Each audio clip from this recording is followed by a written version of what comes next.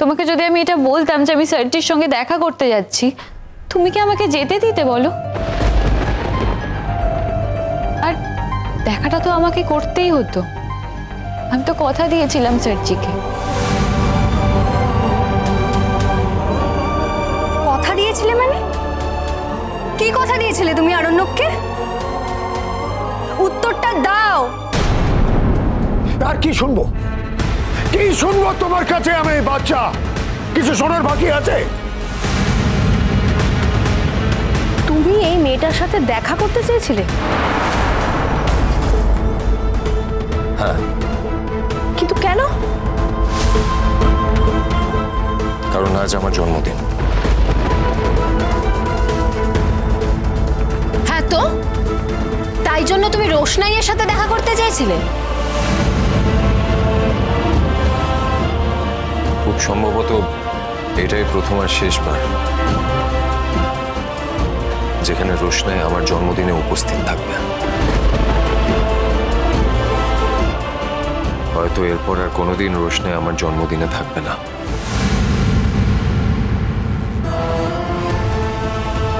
আর তাছাড়া রোশনাই আমাকে বলেছিল যে ও আমাকে কিছু গিফট দিতে চায়, তাই আমি বলেছিলাম যে তাহলে তুমি আমাকে ডিনার খাইয়ে দিও রেস্টুরেন্টে।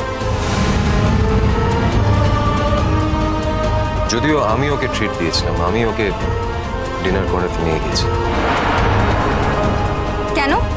আমার ইচ্ছে হয়েছে তাই। এই বাড়িতে রোশনাইকে অনেক অসম্মান, অনেক অপমান ফেস করতে হয়েছে।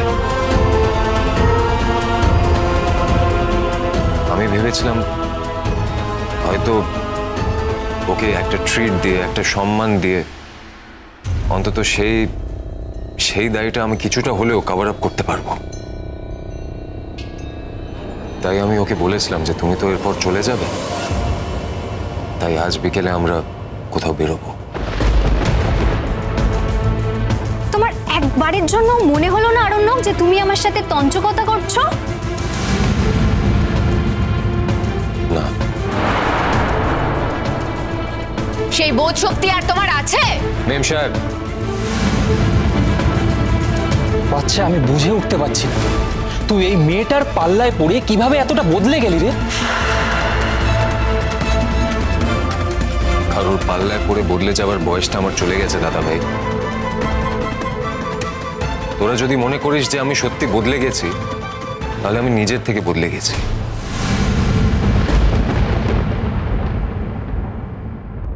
আমি বুঝতে পারছি না বাদশা, তুই অকারণেই জটিলতার মধ্যে ঢুকছিস কেন? যে জটিলতার মধ্যে ঢুকে তুই কোনো সমাধান করতে পারবি না, সেই জটিলতার মধ্যে ঢোকার তো দরকার নেই। এমন তো নয় যে জটিলতার মধ্যে ঢুকে তুই কোনো পথ বের করতে পারবি। পথ তো বেরোবে না কিছু।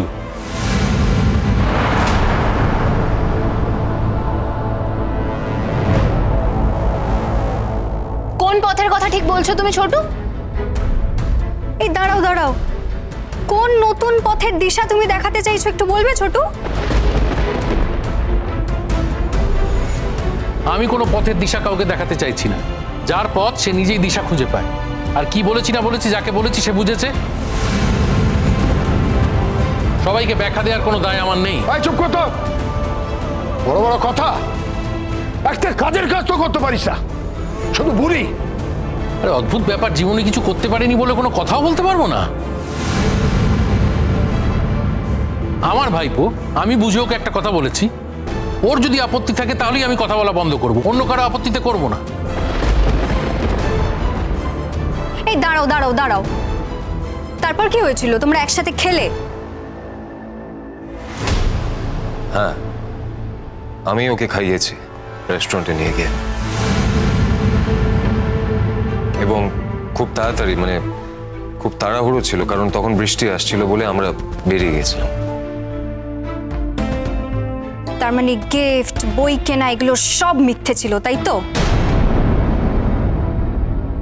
গিফট, বই এগুলোর আমার দরকার ছিল ঠিকই, কিন্তু এটাও সত্যি আমি আজ শুধুমাত্র গিফট আর বইটা কিনতে যাইনি। আমার সামনে দাঁড়িয়ে এই কথাটা বলতে তোমার লজ্জা করছে না রোশনাই? বাচ্চা পাওয়ার মতো তো আমি কিছু করিনি। সবাইকে এক ছাঁচে ফেলা যায় না গরিমা। শুরু থেকে ডে ওয়ান থেকে তোমরা বিশ্বাস করে এসেছো যে রোশনার মতো খারাপ মেয়ে হতে পারে না, কিন্তু আমি সেটা বিশ্বাস করি না। হ্যাঁ, অনেক সময় আমি ভুল করেছি, আমি অ্যাডমিট করছি, I made a lot of mistakes, কিন্তু ঠিক ভুল নিয়ে আমি এগিয়েছি। আর আমি যতদূর দেখেছি তোমরা সব সময় ভুল করেছো, কোনোদিন ঠিক করোনি।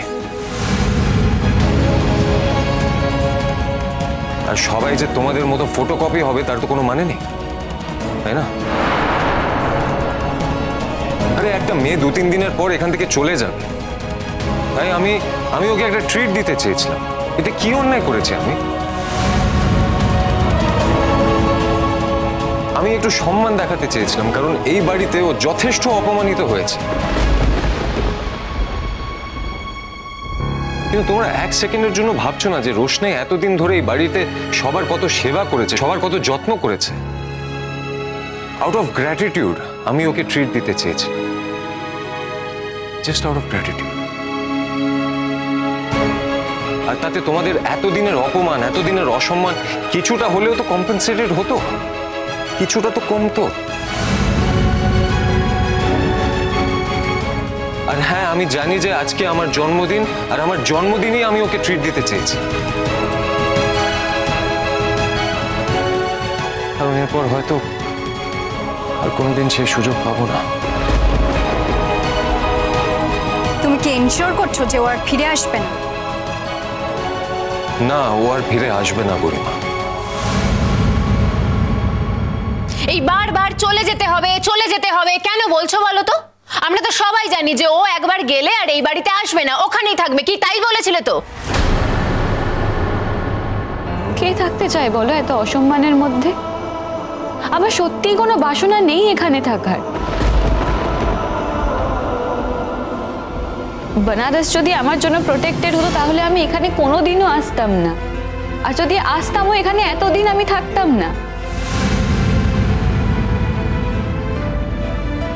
এই যে এবার আমি বেনারস চলে যাচ্ছি, ওখানে যদি আমার থাকার ব্যবস্থাটা ঠিকঠাক থাকে, পুলিশ যদি আমাকে প্রপার প্রোটেকশন দিতে পারে, এই বাড়িতে আমি যাদের প্রতি কৃতজ্ঞ, তাদের প্রতি কৃতজ্ঞতা আমার নিজের মধ্যে থাকবে। আমি কোনোদিনও আপনাদের সামনে এসে দাঁড়াবো না, প্রমিস করলাম আমি।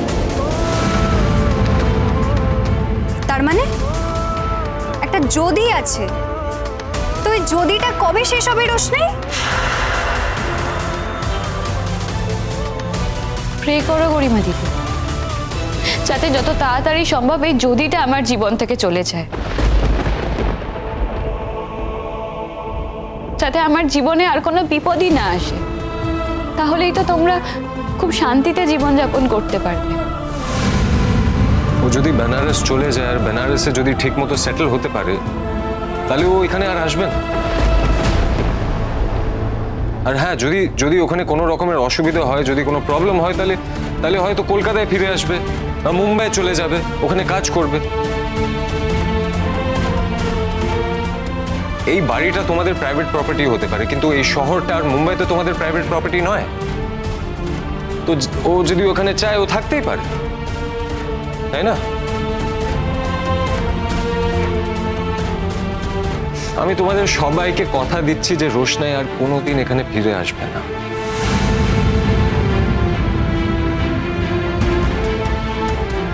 আমি কথা দিচ্ছি, ঠিক আছে? এবার আশা করি তোমাদের সবার উত্তর আমি দিতে পেরেছি। আমার খুব টায়ার্ড লাগছে, আমার খুব ক্লান্ত লাগছে। আমি কি কিছু খেতে পাবো প্লিজ? ও কি কথা, খেতে পাবি না মানে? আজ তো জন্মদিন শুরু হয়ে গেছে। এই তোমরা সব ব্যবস্থা করো না, ও তো সব বলেই দিল।